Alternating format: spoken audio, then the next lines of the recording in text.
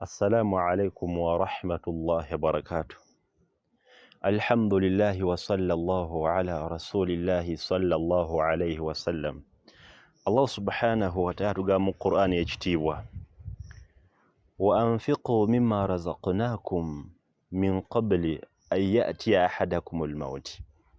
Baganda bange abasiraamu, Allah tugamba tubeerenga tuwaayo tusaddaake mu ebyo Allah subhanahu wa ta'ala byatugabiridde min qabli, before nga tannaba kubeera nga atuusaako ekitonde kufa. Okusaddaaka kuli mu buli kintu kyonna. Kuli mu kubeera nga osaddaaka mu ssente. Omuntu asobola okubeera nga asaddaaka mu mmere.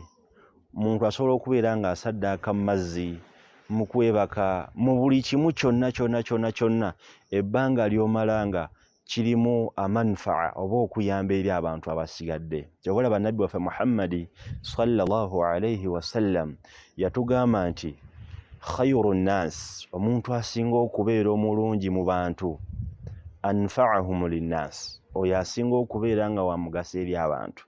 Togenda kubeera wa mugaso eri abantu abasigadde okuggyako ng'oli musaddaasi, okuggyako ng'osaddaaka ekyo ekitono ky'olina okugabanyizaamuuko ne banno, kubanga Allah subhanahu wa ta'ala byonna abikuwa liyabbiruwa n'abeere ng'atugezesa.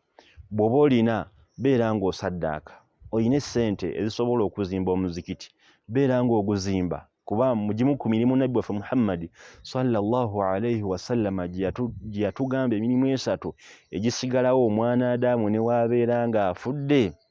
Nabbi yagamba sadaqatun jaariya, eyo saddaaka omwana Adamu gye yakola naye nga yo jaari, ng'ekulukuta, bimaana ng'eri mustamirru, ng'eri continuous, egenda mu maaso. Omuntu nga yazimba omuzikiti, omuntu nga yawaayo ssente ze ne bazimba nayikondo, ne bazimba enzizi, ne bakola buli ky'omanyi ekiyinza obbeera nga kiyamba abantu abawamu, naye ne kisigalawo ng'okifunamu empeera. Era Nabbi waffe Muhammadi sallallahu alayhi wa sallama yatukubiriza nnyo okusaddaaka, kuba n'obulungi obuli mu kusaddaaka bungi tetubumalaayo. Naye mubo mulimu okuba nti omuntu oli waasaddaaka ennyo, Allah subhanahu wa ta'ala amutaasa endwadde ez'enjawulo z'amanyi ne z'atamanyi. Allah subhanahu wa ta'ala omuntu oli waabeera nga musaddaasi wa nnyo, Allah subhanahu wa ta'ala amutaasa agazibu aganene. Bano ba bizinensi zaagudde, bizinensi zaakoze zitya, omuntu abadde awangaalira ku saddaaka, mwana we talina kyagenda kubeera ng'awulira.